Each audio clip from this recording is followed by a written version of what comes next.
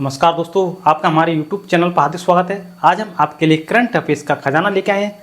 तो एक current affairs के क्वेश्चंस देखते हैं, लेकिन उससे पहले हम आपको बताएं, मेहनत इतनी खामोशी से करो कि सफलता शोर मचा दे। तो आइए पहला क्वेश्चन देखते हैं करंट अफेयर्स का। हाल ही में कहाँ की बांसुरी को GI टैग मिला है? तो आप जानते हैं कि उत्तर प्रदेश की पीलीभीत की जो बांसुरी है उसको GI टैग मिला है। पीलीभीत की बांसुरी यूपी का है। नेक्स्ट क्वेश्चन, हाल ही में कौन एशिया में सबसे अधिक विदेशी फंड का आकर्षणकर्ता बना है? तो एशिया में सबसे अधिक विदेशी फंड का आकर्षणकर्ता भारत बना है। तो जो विदेशी फंड है सबसे अधिक एशिया में भारत आता है। भारत की बात बता दें कि भारत दुनिया का दूसरा सबसे बड़ा मोबाइल फोन उत्पादक भी भारत बना है, लेकिन मोबाइल फोन उत्पादन के मामले में चीन पहले नंबर पर है।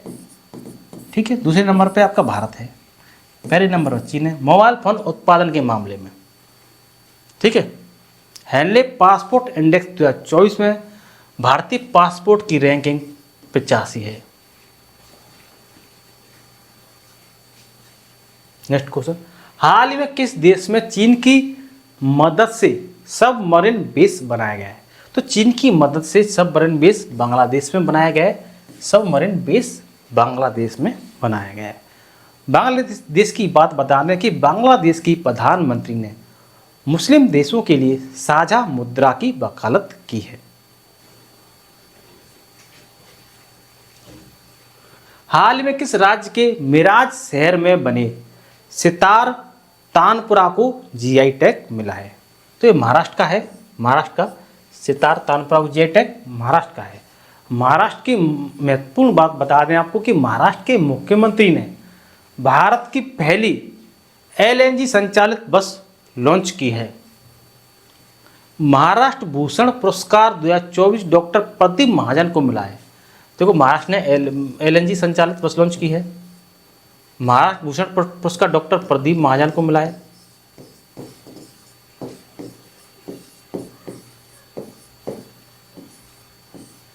ठीक है, महाराष्ट्र सरकार ने स्वास्थ्य और शिक्षा के क्षेत्र में AI के उपयोग के लिए गूगल के साथ समझौता किया है। किसके साथ समझौता किया है? गूगल के साथ।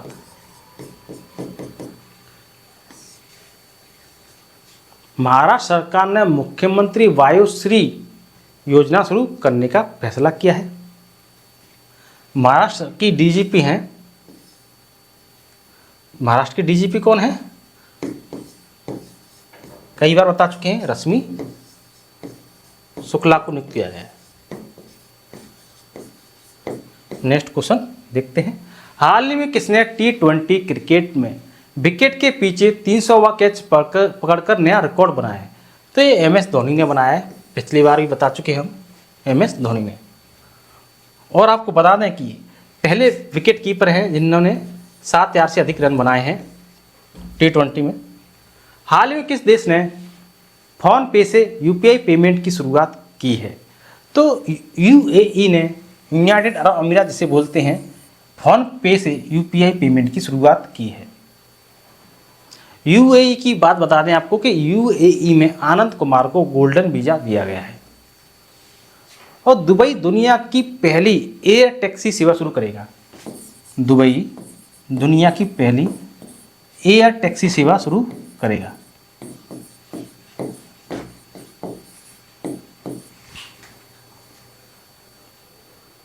भारत सरकार UAE में भारत पार्क बनाने की योजना बना रही है। UAE में भारत पार्क।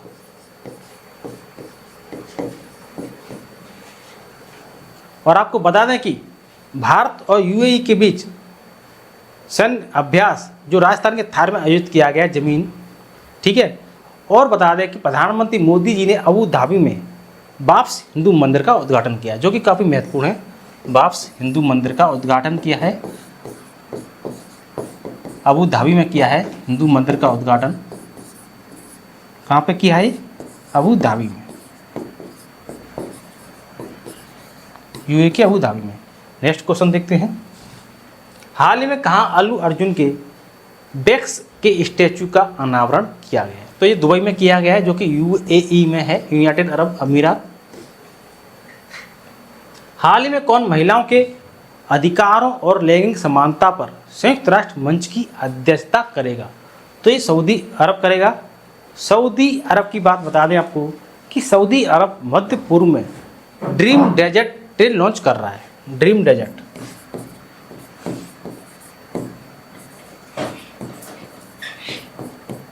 डेजर्ट मतलब रेगिस्तान, जो रेगिस्तान में चलेगी। नई दिल्ली पुस्तक मेले में सऊदी अरब के महत्वपूर्ण अतिथि को सम्मानित किया गया है। सऊदी अरब ने पाकिस्तान की सबसे बड़ी तेल रिफाइनरी के लिए $10 बिलियन का निवेश किया है। ये सऊदी अरब की बात आ गई। हाल ही में वित्त आयोग के सदस्य के रूप में किसे नियुक्त किया गया है? तो मनोज पांडा को नियुक्त किया गया है वित्त आयोग के सदस्य के रूप में। हाल ही में जुड़ित सुमेनवा तुलका किस देश की पहली महिला प्रधानमंत्री नियुक्त हुई हैं? तो एक कांगो की हुई हैं, पहली महिला प्रधानमंत्री कांगो की नियुक्ति हैं। और नियुक्तियों में आप बता दें जो कि साइमन हैरिस आयरलैंड के सबसे युवा प्रधानमंत्री बने हैं। तामस सुल्योक हंगरी के नए राष्ट्रपति बने हैं। तीसरा, फेलेटी तुवालू की नई प्रधानमंत्री बनी हैं। अलेक्जेंडर स्टप फिनलैंड के राष्ट्रपति बने हैं। ओल्जास बेक्टेनोव कजाकिस्तान के नए प्रधानमंत्री बने हैं। नायब बुकले अल सल्वाडोर के राष्ट्रपति बने हैं।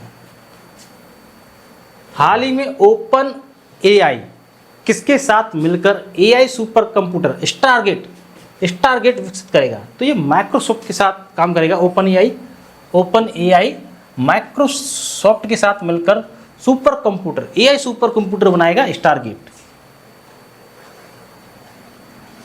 हाल ही में युवाओं को मतदान के लिए प्रेरित करने के लिए ईसीआई ने इलेक्शन कमीशन ऑफ इंडिया, जिसका मुख्यालय दिल्ली में है, ने किसको शामिल किया है? तो आयुष्मान खुराना जो कि एक्टर हैं, इनको शामिल किया है।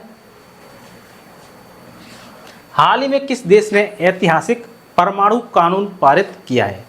तो इजराइल ने ऐतिहासिक परमाणु कानून पारित किया है। आप जानते ही हैं कि ईरान ने ड्रोन के माध्यम से 300 के करीब मिसाइलें इजराइल पर दागी, लेकिन इजराइल ने जो कि इसकी सी डोम प्रणाली है, जो कि हवाई जहाज आधारित प्रणाली है, सी डोम प्रणाली की मदद से, अमेरिका की मदद से हवा में ही 300 मिसाइलों को नष्ट कर दिया। तो इजराइल ने ऐतिहासिक परमाणु कानून पारित किया है।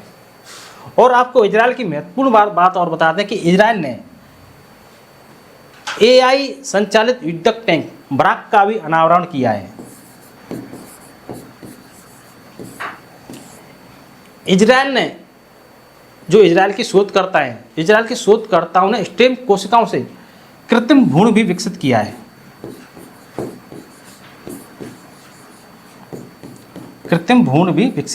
है। इजराइल के शोधकर्ताओं ने। बेल ने इजराइल के एयरोस्पेस इंडस्ट्रीज के साथ भी समझौता किया है। और आपको बता दें कि इजराइल और हमास के खिलाफ जारी लड़ाई को इजराइल ने ऑपरेशन आयरन स्वॉर्ड कोड नाम दिया है। Iron sword.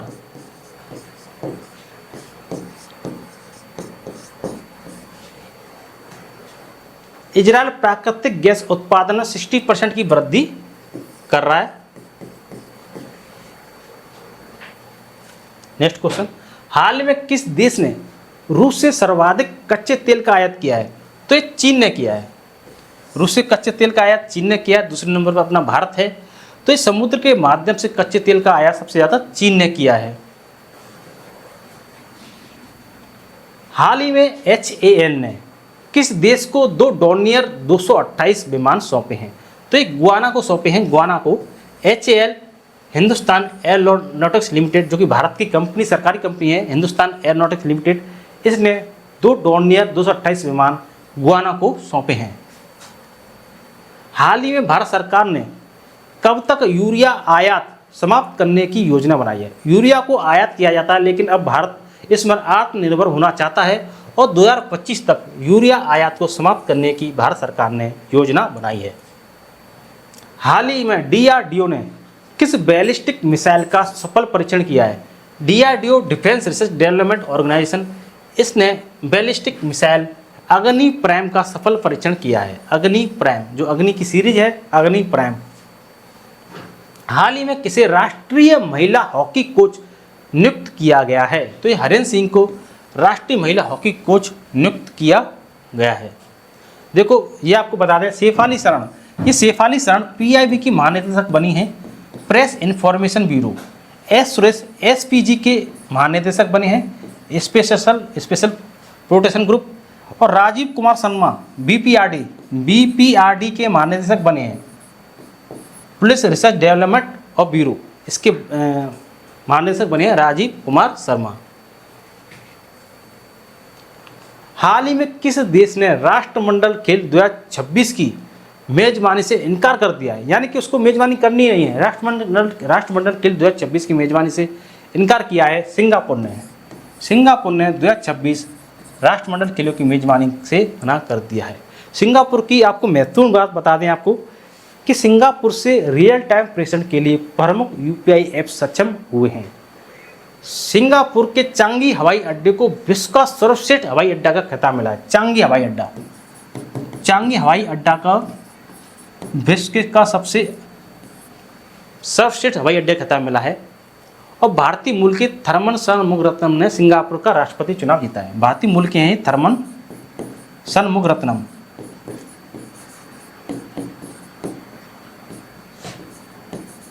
जो इन्होंने राष्ट्रपति चुनाव जीता है।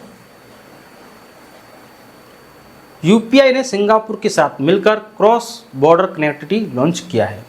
नेक्स्ट क्वेश्चन, हाल ही में सुप्रीम कोर्ट ने किस राज्य की मदरसा शिक्षा नीति को असंवैधानिक घोषित करने वाले फैसले पर रोक लगा दी?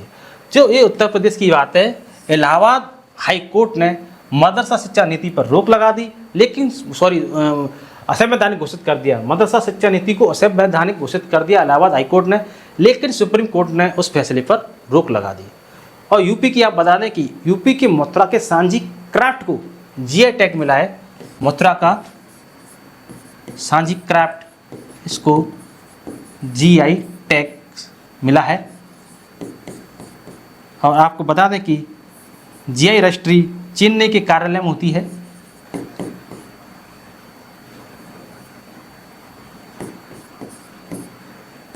और आपको बता दें कि कुशीनगर में, जो कि उत्तर प्रदेश के पूर्व में स्थित है कुशीनगर, तो कुशीनगर में